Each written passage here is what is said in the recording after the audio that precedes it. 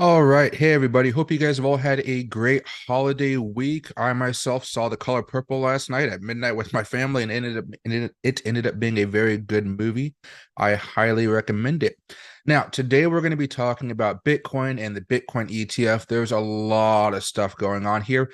And, a lot of it's been regurgitated news bit by bit, but I think it's important to talk about all of it, including what's going on with the price action. If you guys had been with us last time, you guys would know that we had been talking a lot about the oscillators because the oscillators have been helping us out a lot, especially when it comes to the 4 hour and 1 hour charts and making some of these trades. But I wanted to start off with you guys the daily chart, move over to the weekly chart, then over to some of the smaller time frames before actually going into the news. That way, you guys can kind of understand what's happening right now with the price action and what the Bitcoin ETF news could mean for us, because it looks like it may come in as a savior for us and not so much as extend the top, so to speak. Okay, so first of all, on the daily charts, you guys can see that we are breaking down below the 20-day moving average day. We were trying to hold on it for the past few days, and as I mentioned before, the oscillators were not happy with this. They were definitely screaming sell, sell, even over here on the RSI, sell. And you know what? I told you guys I wasn't overly concerned. I've been more of a day trader this cycle, especially over the last few months, just because of the Bitcoin ETF news. We're going to be looking at three separate articles today, and we're going to be talking about what each of them means. But overall, this is where I want to go over to the weekly charts. We're just now getting into the uh-oh zone when it comes to the weekly moves. The MACD is still going strong, but you have seen the momentum die down just a little bit. So I'm not as concerned as other people are on the weekly charts. I'm basically waiting for confirmation to say, hey, now I can be more bearish on the weekly. To me, all I see is that we're at a major level of resistance up here, and that's okay. When we're at major levels of resistance, a lot of times we just have to consolidate for a while. Let's hope we're not consolidating for a whole, 250 days over here, but usually those consolidations have to happen, and that's okay. That's what I'm looking at right now, but overall, still in a very bullish momentum. However, again, once we go back to that daily chart, you guys will see things are looking a little bit more bearish, not as much fun. And we're heading back down here towards that level of support around 40,146. The issue with all this right now is we're looking to hit our first death cross in a long time. The last death cross we had was all the way back over here before, what was this, August 2nd? And that led to a pretty nasty drop. We had another death cross over here that led to a pretty nasty drop over a period of time. And we're looking to have one pretty soon if Bitcoin can't get its act together and actually have a rapid move up. It looks like it'd be timed or priced in for somewhere closer to early January. So maybe around January 3rd, January 4th. Hopefully that doesn't happen. Of course, we could always have a boom that takes us back higher, and that's where the ETFs come in. On the other hand here, let me just go over to the 4 hour charts. Just want to remind you guys, these oscillators are going to be a great help for you guys, because by the time the Bitcoin ETF rolls around, even if these oscillators in totality all are pointing downwards, the news is going to be so great that it kind of breaks all of the oscillators, which I think you guys, it should be expected after all, because it is going to be such a huge moment, excuse me. But just a reminder, on the 4 hour chart here, sell sign here, sell sign here. Even the RSI had a sell sign, and you can see how he slowly went back down. I made a video about it, but it took a little bit longer than I thought for the move to come down. But alas, here we are testing at that level of support, even breaking down below it for a few seconds. And that makes me believe that we are going to come out back down here and test out the 200 on the 4 hour chart. Last thing here, as far as the technicals are concerned, the 1 hour chart has been pretty much the same thing. You can see that change of character here that really kicked everything off. You can see the sell signals over here. I guess the main one started right here, and the RSI getting a little bit more wonky, but you're going to see this one not as reliable on the 1 hour chart, especially if you're in this really sideways movement. All you have to look for here is say, we're making a little bit of lower highs here. That's not good. And along with that data, you can make a little bit more of an informed decision. But it looks like the 4 hour and the dailies were the ones screaming bearish right now. And of course, a death cross here on the 4 hour chart. Last one we had is right here. It led to a little bit of a downturn, but nothing more of a crash that some of you guys may expect. So let me go over here to the daily chart. Just get this set up, because we are going to be coming back to it every now and again, just as we talk about the oscillators and all the news coming out. Excuse me. All right, so the first article I want to bring up is over here from CNBC. Spot Bitcoin ETF approval may be coming in January. Experts say, here's what it means for investors. And I pulled this up because this feels like the #1 article I'm seeing across a multitude of platforms. everybody is expecting the Bitcoin ETF approval to become in January. I would have to agree with them. I don't think there's many ways for Gary Gensler to get out of it. As you guys know, Gary Gensler is the head of the SEC.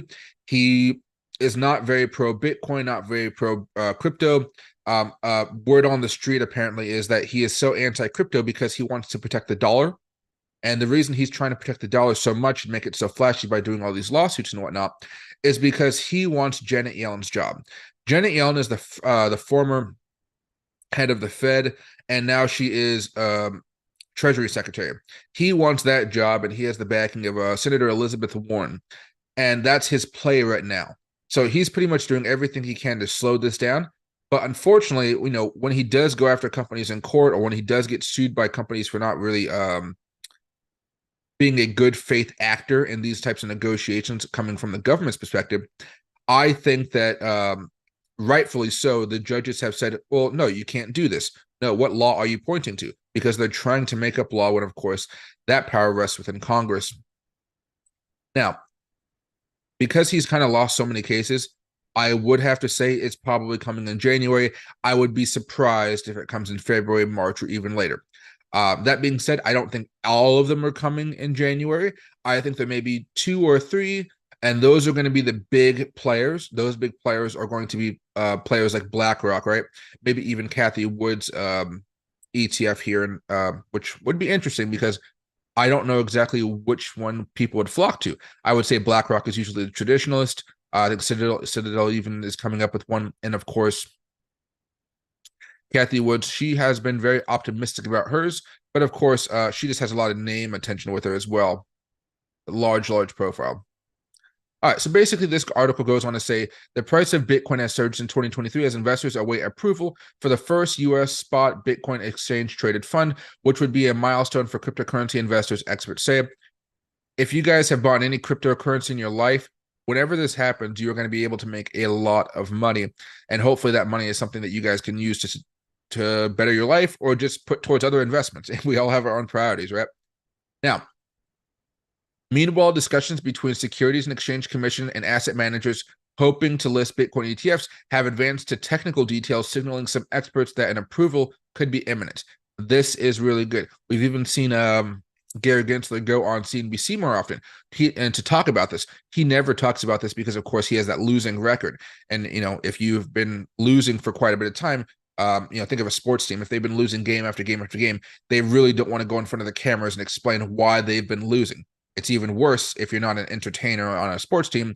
You're a government official whose job it is to, hold people accountable, yada, yada, yada.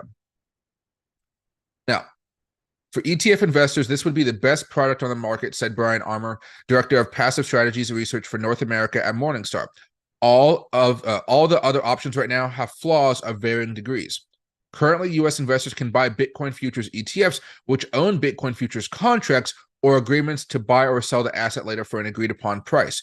The long-awaited Bitcoin spot ETF would invest in the digital asset directly. So that means they're buying Bitcoin, and you guys know if these trillion-dollar companies buy up Bitcoin, they can buy up on a lot, and that would drive the price of Bitcoin up a lot.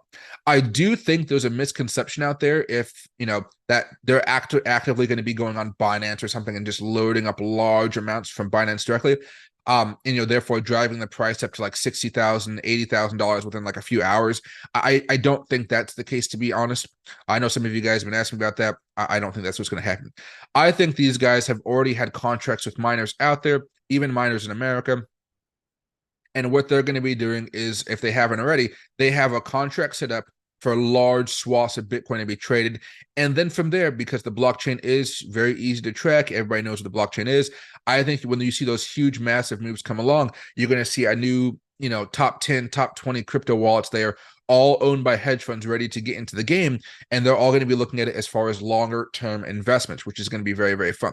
On the downside of this, it is always a time thing here. So as we kind of wait to see what happens in January, I want to remind you here that death cross is going to be happening in early January. I want to say early January. So just be aware of that. We might even see Bitcoin come back down here to 38,500 or even 38,000 before we have that news. And that news might eventually cause us to come all the way back up here to 45. After that, it's going to be a big game of seeing how much of a pump this really does incur. But we really don't want to have that death cross here. That's the technical thing I want to show with you guys here. Now, it goes on to say, cryptocurrency remains a volatile asset, things like that. That's not what you should be concerned about because you guys already know about that, really. Experts often suggest limiting cryptocurrency exposure to such 1 to 5% of your allocation. I want to say about 80% of the people on my channel and even here on Tradesing, we probably have a huge size of our portfolio in cryptocurrency. And it's I think it's just because when we talk about buying cryptocurrency, like most people, we talk about buying it way, way at these lower levels in these crashes. And so as we go back in the history of Bitcoin here, let me just open the weekly chart so we can get everything there. We buy at these lower price ranges, lower, lower, lower. We started to buy heavily right here. Or if you guys want a very simple way where you guys don't have to use the weekly moving averages or a multiple of weekly moving averages, what I tend to do is I use the 100-week moving average, make it hot pink, and usually this is an okay time to start your dollar cost averaging. Right here, start the dollar cost averaging, you're looking pretty good. Down here, start dollar cost averaging. Hindsight, you're still good. Even over here, we had the COVID crash, still ended up being a good idea to buy some over here. And hindsight now, 100-week moving average, you started buying down here, you're fine. You're fine. And now we're all the way back over here. Sometimes it doesn't, maybe sometimes you're mad if you start buying over here, but the average of buying over here to over here, all this is right about here. So that's about 23,000. I know some of you guys bought big during the FTX crash. That's perfectly fine as well. But you're still looking up from that, about halfway point. You're still up about 73%, and that's great. And while you're doing this, you could also be doing your other cryptocurrencies, which is such a great thing. So I don't want to stay too much time on this, but the reason why I think so many people have so much money in crypto is because they always know there's a cycle. And I don't think really media pays attention to the cycle besides maybe to laugh at it. I've seen the CNBC hosts laugh at the crypto winter, but that's really the time to accumulate because that's the time when you see people like Jim Cramer saying, oh, never touch Bitcoin. It's not going to go back up. And then a few months later, you see somebody making fun of his tweet as Bitcoin's gone up like 100+%. But this cycle, it's been true for a very long time. And that's what I normally recommend a lot of you guys. But just remember, that death cross is going to be coming eventually, and it is going to cause us a little bit of a drop, but not all the way back down here to 29,000 or even 30,000. Most likely just back down here to the higher 30s. And right now we're already at 42,000, so it's not even that big of a deal. And of course, we're down about $1,400, $1,500 today. But you're not going to see many people scared right now because everybody knows there's a pop coming. And if I zoom out here again, you guys are going to see we're at this level of resistance. The ETF has a good shot of making us break this resistance and go back up here towards 48,659, or let's just call it 49,000. After that, we really are cleared back up here just to this next level of 52,528. 52,28, excuse me. After that, it really goes back up to all-time highs very, very quickly. I don't think we're going to break above the all-time highs here. Maybe, I'd be very surprised, but this market has been very surprising so far. And that's what leads me to this one right here. This article from Forbes. I only get 4 free articles per day, so enjoy this one. $1 trillion will rip in huge 2024 Biden bailout predicted to crash the US dollar, and trigger Bitcoin and crypto price boom. So this one was kind of weird, to be honest, because I was trying to figure out exactly what they were talking about. And sorry, I took some notes, but they call this a Biden bailout. As far as I know, President Biden, he has nothing to do with this bailout. The gist here is this. After BlackRock quietly opened the door to $1 trillion plus Wall Street game changer, a predicted 2024 Federal Reserve bailout for U.S. President Joe Biden could be about to cause chaos for Bitcoin price in the market. Now, basically, the Fed is preparing for a Biden bailout. David Sachs, a technology investor, posted to X, it has been revised down inflation projects for 2023 and 2024 and signaling upcoming rate cuts. Those rate cuts that he's talking about, that's not decided by President Biden. That's decided by another president, Jerome Powell. I think maybe they might be talking about how Biden may be trying to influence him to do cuts because everybody's afraid of a recession next year. And that recession could potentially lead to former President Donald Trump coming back into office. And I think that's why they're calling it that. But there's not really a Biden bailout here. This should be called a Jerome bailout or Powell bailout. But it is interesting to see how people are kind of framing this right now.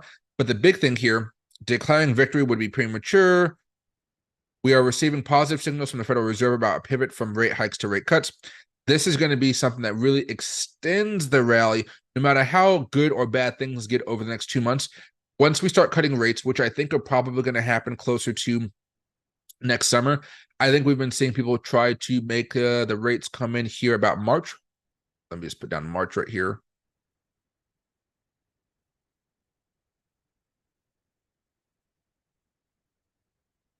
There we go.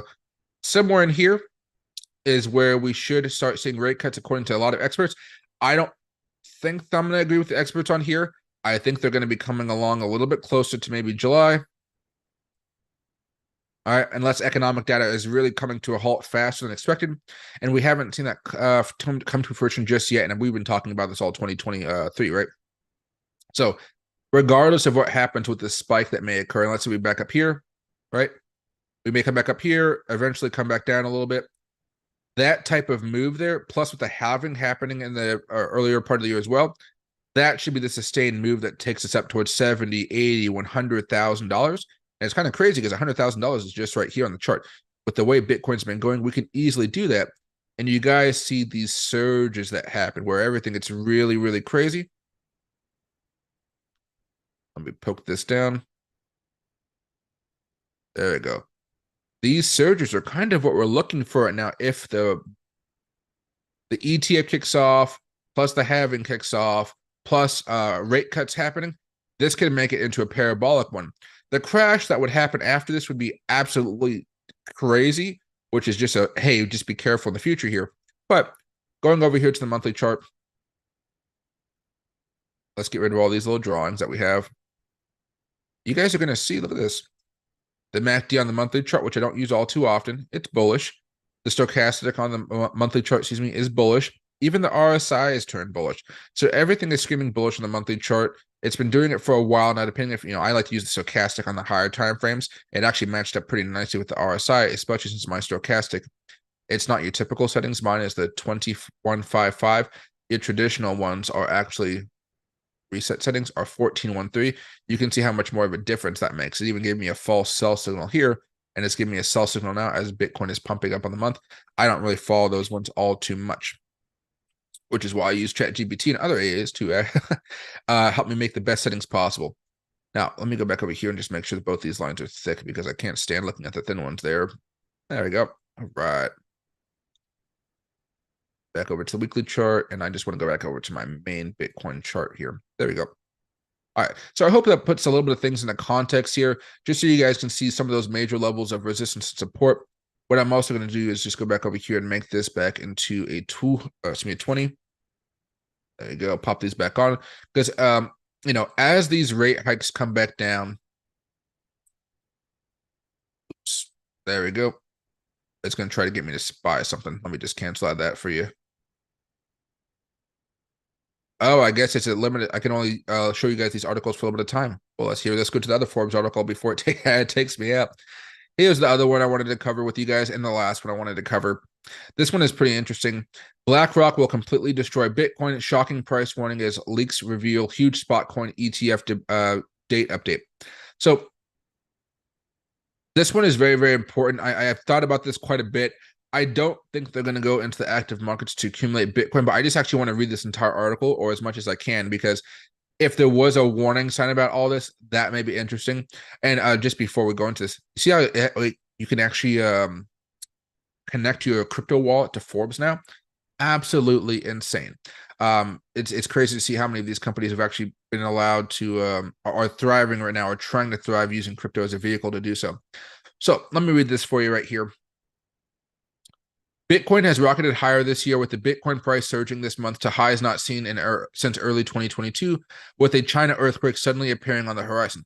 China is not as large a player on cryptocurrency as it once was because they really got rid of a lot of it. The moment they come back into the market, you will see Bitcoin go much higher, is my personal thoughts here.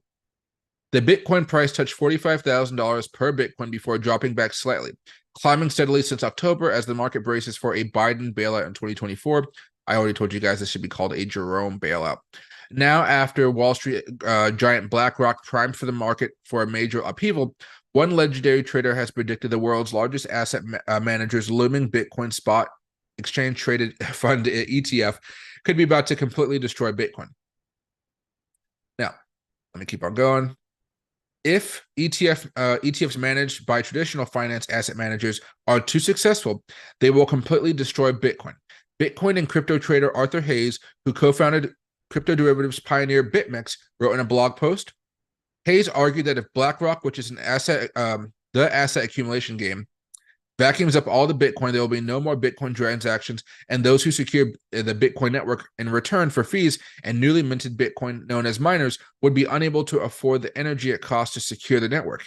As a result, they would shut off their machines. Without the miners, the network dies and Bitcoin vanishes. So this is a pretty interesting one. Now, I don't think that these hedge funds are going to accumulate all the Bitcoin in the world. Like I said, I think they're going to work with the miners to make this work pretty easily. And they're just going to make sure they have enough to run the business and sell enough. And as time goes on, they may accumulate more or buy less, But the thing is, there's a lot of wallets out there who are going to be willing to sell the Bitcoin to BlackRock. BlackRock is just going to have to be a little patient for those guys to step up and say, because everybody that sells to BlackRock, there's going to be two types of buyers or two types of sellers, excuse me. They're going to be the average ones like the miners who are going to give you a discount for a certain number of Bitcoin, because that way you're not going to be driving up the price and therefore it's just a little bit cheaper.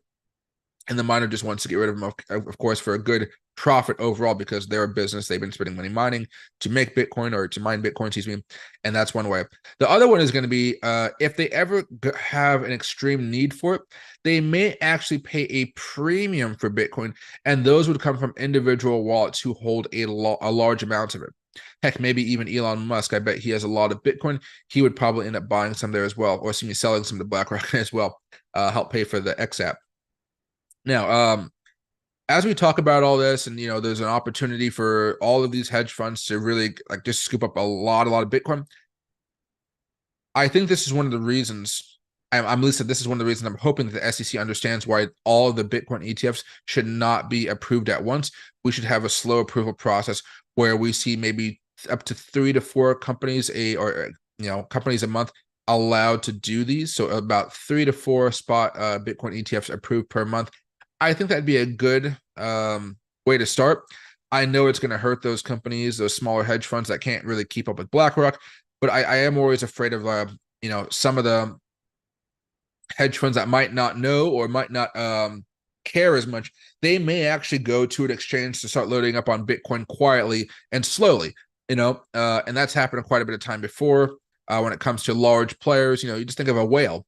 It just isn't be like a mega whale, so to speak, when it comes to these hedge funds. Now, here's the closest update that we have is 1226 from this morning. Institutional investors will take a more active interest in the crypto markets next year if a spot Bitcoin ETF is approved. The Federal Reserve cuts interest rates, and lawmakers finally create some regulatory clarity. Okay, regulatory clarity by the government. They said they were going to do it last year. They said they were going to do it the year before that. And then we figured out that one of the times they were going to do it, it had Sam Bankman's fingerprints all over it. And they still tried to pass that law. And of course, it failed, thank God, because you do not want to have a bill with Sam Bankman-Fried's fingerprints all over it being put into law, right? Now, since late October, there has been a noticeable uptick in the institutional activity, largely driven by the anticipation surrounding the potential ETF news expected in January and strategic positioning by clients for this event. All right. And I think you guys can just see this based off of all the news we've had. We consolidated here, guys, just so you guys know, we did have a long consolidation process. About 224 days of consolidation. That's a lot. And then, of course, we broke out, and that breakout was very nice. The longer the consolidation, the better the breakout. That's what I love about it. I thought we would actually have a move stronger like this, but closer in the year, more about April. But what ended up happening here from our last cycle is FTX made a new low, so it took that much longer for consolidation down here. And we didn't have a long consolidation period like this. It was more of just, we would continue to going down. And then we had, we had that traditional breakout along with the buy signal over here for the MACD, the buy signal over here, or buy signals over here from the stochastic. and the RSI giving us more bouncy signals, but at least that neutrality would not work against a breakout here. Plus, breaking out above the 20-week moving average here. So, go back up here very fast. Go back over here. There we go. Oh, there we go. Goes on to Hayes that talks about that he's predicting that China's about to flood the world with yuan credit. I'm actually interested to see how that's going to work because America's been doing the same thing. The red flag for all this, just to take a quick second here, is when it comes to the United States, we are printing a lot of money. We have no control over it anymore. We just can't seem to stop. And no matter what we do, we just spend and spend. You could be a Republican, a Democrat, a moderate, a Green Party, whatever. We just all can't stop spending money as far as the country's concerned. Even if we were to vote for people in that just manage it appropriately, like maybe we're spending more than we're earning, but at least it's somewhat managed. We can't even do that right now.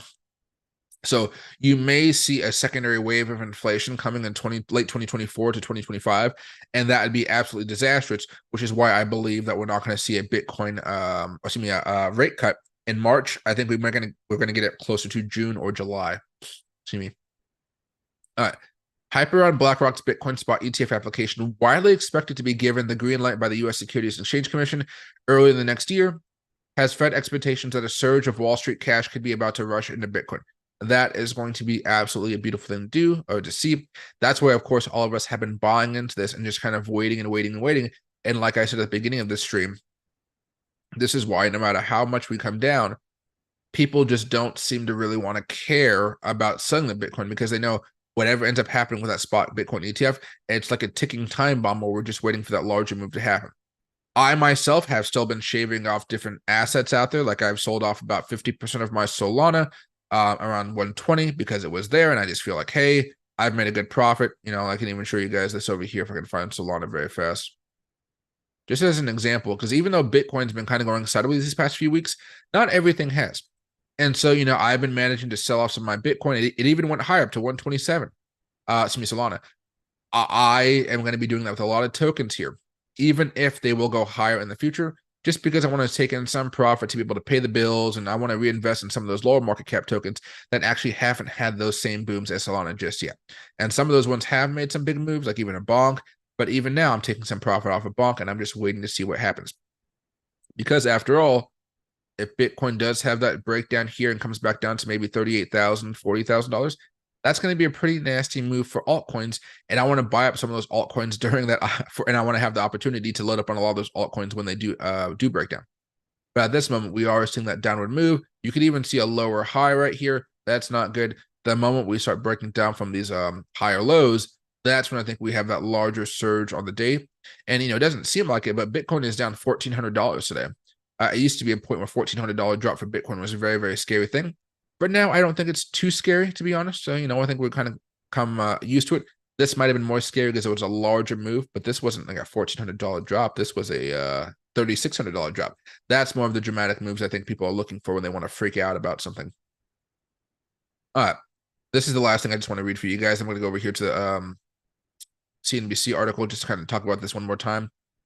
Two executives told Reuters that the SEC indicated it could approve a wave of Bitcoin spot ETF applications in the first few business days of 2024, as BlackRock's latest filing shows it's ramping up preparations for approval. BlackRock is expected to seed with $10 million on January 3rd. Bloomberg intelligence analyst Eric Balconis posted to X. Notable to date and that it is pretty big jump up from the 100,000 BlackRock seeded in October. So $10 million, it's not a whole bunch, and that's why I want you guys to understand. But the news itself should really drive everything up. $10 million into a spot coin Bitcoin ETF CB. It'll have more of a moral effect than a direct impact, if that makes sense. But Bitcoin's price action, nonetheless, it should have a pretty rapid climb.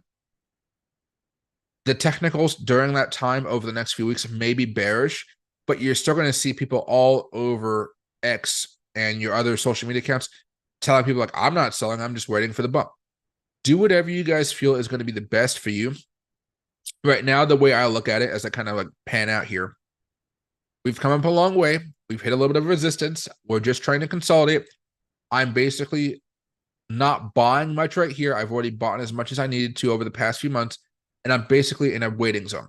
If you guys are not like me and you guys end up buy like in October, November, anything like that, that's okay. Here's the strategy that I would probably implement. At this point in time, I would not say that you guys need to be buying in large amounts of cryptocurrency, even with leverage, based off of the news that we've been talking about today from Forbes or from CNBC. The way I would play it is to do what we normally do when we're kind of unsure. We do a little bit of dollar cost averaging. So that means buy like $100 of Bitcoin a week. Maybe you could buy it at a 2x leverage if you guys really want to do that. And then just give it some time to come back down, or just, let it wave off a little bit. And then from there, you may be putting about 50% of your portfolio into Bitcoin. You can put a little bit into Ethereum because Ethereum is resting back on the support. That death cross is also coming in right here. Let me hide the price action for just a second, if it'll let me. Oh, I don't know. I think it'll let me after this new update here. Nope, won't let me. That's okay. But basically, you can see that green line over here. It's going to cross down below somewhere towards the end of December, maybe even early January. No, it'll happen sometime late December, maybe December 31st, right before the new year. That's going to move us all the way back down here to around $2,000 for Ethereum.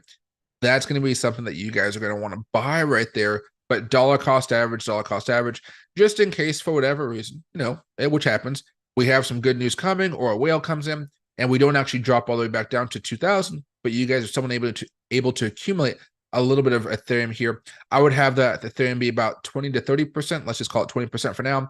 There you would have a 70% portfolio, really in that stability sector, because most people like to, a lot of new investors, I don't want you guys to freak out when crypto drops like 5, 6, 10% in a period of time.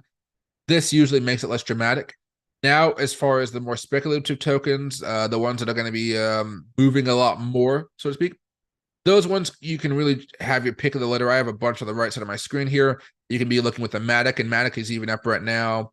Mana is okay. Luna is a little bit more of a long shot if you ask me, but people love it. ID token is one right there. I'd recommend most of you guys just go over here to CoinMarketCap. There we go. And just go over here. You're going to see this little thing that says, where is that? Filters right there. You're going to add a filter. You just want to pick a coin that has a market cap under 500 million. From there, hit apply filter. Price, you just want the, I want the price, not the market cap. There we go. I like my price to be under $1, but you guys can have it set to be under $10, under $100, whatever you guys are looking for. For me, though, it's under $1. And specifically for this, let's make it actually less than a penny, less than 2 cents. How about that? Hit apply the filter, show the results. And then when I'm looking for my more high risk bets that have a good opportunity to make me some money, I will pop over here and see what's a lower market cap, because I want to buy something that can go up to like a 5-10 billion. That can make me a lot of money, thousands of percent returns. This is what I'm looking for here. And I go down and look for the tokens. And basically, because everybody's expecting this ETF to come out in January, I'd be spending at least the next few days looking through all these tokens and just seeing where I can buy them. You see Sneck right here. I think this one's being pumped up by a lot of influencers right now. Last 30 days is up 500%, but the market cap is still very tiny at 130 million. You could still get in here, but just understand if it's being pumped up by a lot of influencers, be warned. But I know some of you guys only like to play with stuff that's being pumped up because you think it'll go up, and you're just going to sell it before it crashes. You do you guys, but just be careful here. Probably not the best example that I pulled up, but the name recognition got with me. Well, but the main reason here is this. When you click on it, you can go over here to the market section on coinmarketcap.com, and it'll tell you where you can buy it. So some of you guys have a BingX account or an LBank account or a CoinX or any of these MEXC, Is anything else here? I don't know any of those ones. But yeah. So if you have that account, you can buy it there.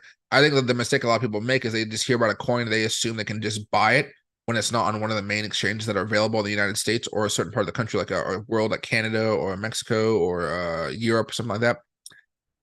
But, take your time, figure out what you want to buy, see what you like, see what they're doing, see if you believe in it. And really, number one, just make sure they have a really good social media community. Social media communities bring in a lot of engagements for these types of things just because the community is so strong.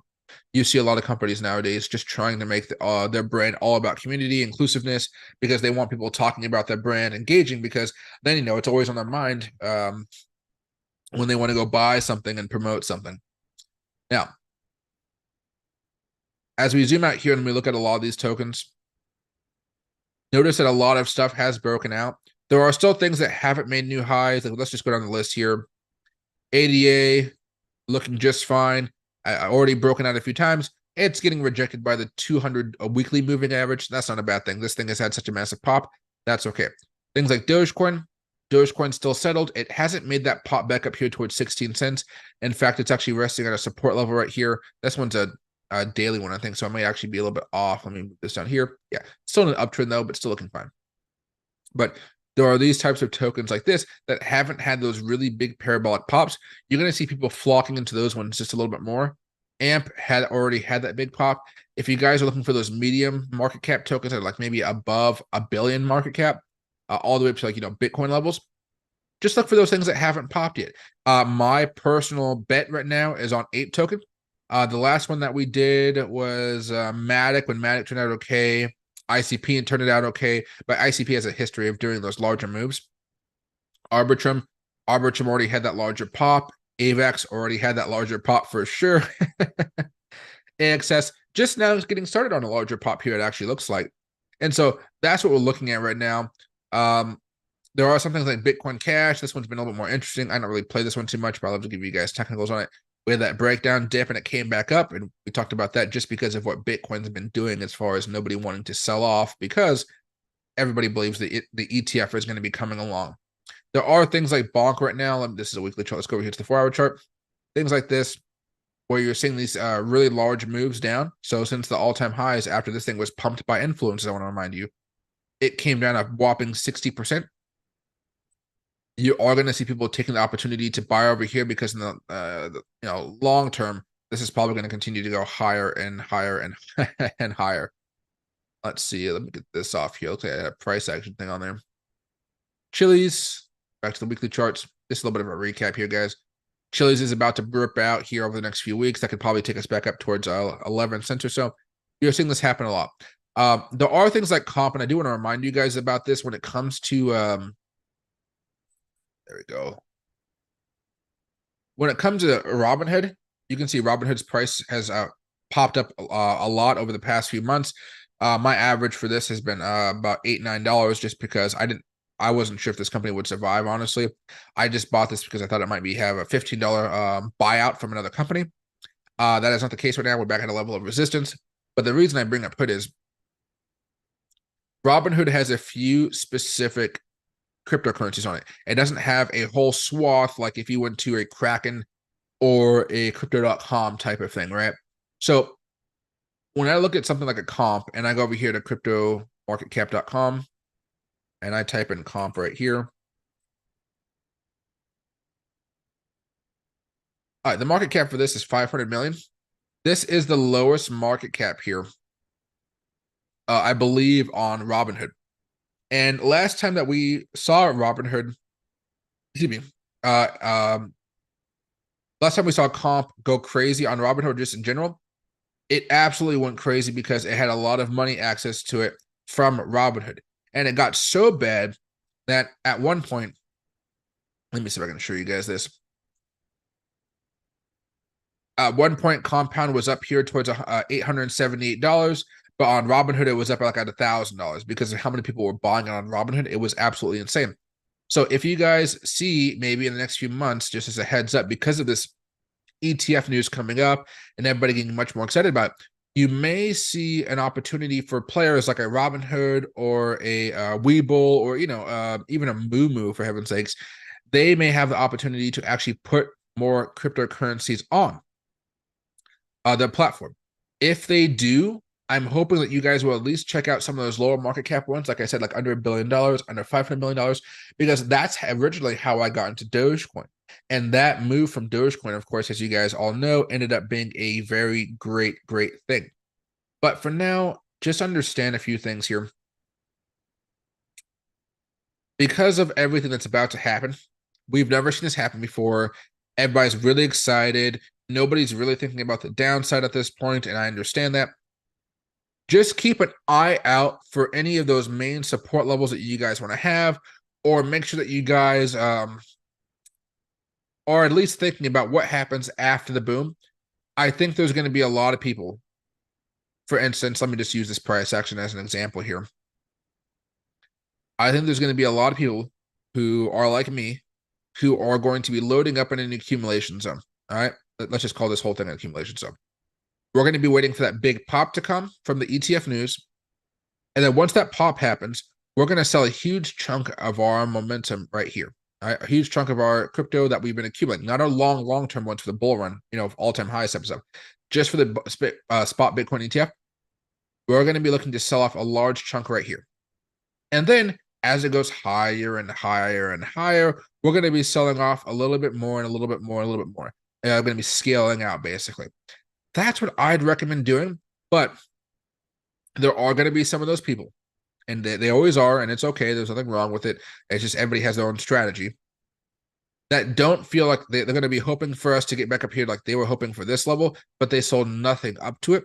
And so when it never hits, they end up selling all the way back down here at a support level, right? Instead of just holding and waiting to see if that support holds so you can kind of bounce off of it again. I'd really recommend to you guys that you guys just have some scale up points if you guys are specifically trying to trade the big move when it comes to the announcement of the spot Bitcoin ETFs being approved. Not many people will do it that way because they're really hoping for this to continue off into a bull market. But I'm thinking about this more as some type of shorter term swing trade, and not so much of a long term trade where it's going to be lasting for months and months and months. I don't think we're there just yet. I really depend on the Bitcoin halving for that. And of course, we haven't had that yet. But again, as I zoom in here, if we manage to get back up here to 50,000, whatever it may be, I'm going to be scaling out at certain levels. And that way, at least I'm going to be able to lock in some profit. Because if we zoom out here again, we're looking at a short-term accumulation zone. That accumulation zone right here is what I'm looking for to have a smaller breakout. It'll be, again, a really big boom just because of the news. But this, like from a technical perspective, the smaller the consolidation, it's not supposed to have such a massive boom. If it has such a massive boom, it's going to have a pretty drastic crash right afterwards because the technicals haven't set it up for success. You see how long this consolidation was? I think we talked about like 225 days, something like that. Yeah, 224 days. That led us to a breakout of about 37%. That is a really good breakout for Bitcoin. But if we're just going to be consolidating for, let's just say, January 8th, maybe, for 35 days, I don't expect a 35% increase. I expect maybe a 5 to 10% increase off the breakout. So that'd be here. That'd be back up here to $47,000. Or if you want to go up a little bit up here to an 8% increase. All right. Now, that would be a little bit different just because of everything going on, of course, with the Bitcoin boom. But because I expect the ETF to actually get us above those levels, I expect a pretty massive fair value gap, which will dip us back down. And that's going to be a very scary prospect for a lot of people. So I may actually hold my Bitcoin through that a little bit easier, I guess I would say. I wouldn't be so hesitant to sell as much. But when it comes to my altcoins, I'll be selling those things off left and right because as you guys know, if you miss the peak here, it's pretty easy to feel bad about yourself and be like, oh no, I could have sold at let's just say $123 for Solana. Now I'm selling at $102 or $107, and you're looking at a 17% drop. Not a pretty picture because a lot of people are buying now when they should have been slowly accumulating and dollar cost averaging. I still think because Bitcoin is dropping today and we have the news still pumping out time after time after time, I still think you guys are going to have the opportunities available to actually do some dollar cost averaging. My fear here for most people is because Bitcoin's dropping right now, because it looks kind of nasty, people aren't going to be looking to buy into it or dollar cost average. They're going to be more willing to buy the breakout here, which it's going to be very hard just because the news is going to happen. You're going to have it on your X account or whatever. It's going to be breaking news. The market is going to be moving so fast that unless you guys are actively on your phone or actively on your computer, you're not going to be able to make that trade. That's going to be very, very important for you guys to understand. And that's why I think dollar cost averaging, is going to be very, very good. One last thing here before I wrap this up. I just want to go back and tell you guys everything again about the entirety of the market. Dow Jones, bullish, bullish, bullish, bullish, all-time highs. I know regular people aren't feeling very good right now about the economy, but the rich are making money. That's what the stock market is. NASDAQ, all-time highs here again. And this is the SPY, the breakout that we talked about before, going higher. Not all-time highs yet, but getting close. All the indicators are kind of more bullish here as well. So we're looking at some stuff happen. But again, the stock market's doing just fine. There's a lot of money still sloshing around all over the place. So when we look at Bitcoin and Ethereum and a whole bunch of these other things, just understand that we've seen a lot of volatility over the past few months. The volatility we're expecting over the next 2 to 3 months, let's just call it that, just in case for whatever reason we don't have the announcement come over in January. That type of move is going to blow your mind, and it is going to cause a lot of chaos for traders out there. The easiest way I could tell you guys to be more confident about doing some of these shorter term swing trades, especially as we go into January 1st, January 2nd, and January 3rd, is to pay attention to the 1 hour chart and the 4 hour chart. Let me make these automated for you guys. There you go. With the oscillators I give you guys, it gives you guys just a pretty good general idea of where the price is going to be heading. So you had a buy signal here, buy signal here, buy signal here. What happened? We ended up going higher. Buy signal here, buy signal here, buy signal here, went higher. Sell, sell, sell, went lower. All right. And it's not like we're crashing when we're looking at these types of moves. I know people may think it, but we're not. So if you find out that we're going in a little bit more of a bullish move and going into January, you could be much more happy or much more excited about plopping more money down on something like Bitcoin long with a multitude of something like that 5x leverage, 10x leverage, whatever you guys are comfortable with. You guys are going to feel much better about that. But if we are like where we are right now, where everything is bearish going into the news, the thing that you guys are going to have to understand is you're going to have to not really care about the technicals. You're going to have to play the news and play it for only an appropriate amount of time. That, to me, that usually means it's less of a rushed plan. It's more of a plan for a situation, but you don't know exactly the prices you're going to be buying into. And therefore, you just have to be patient enough to see, okay, I'm diving in.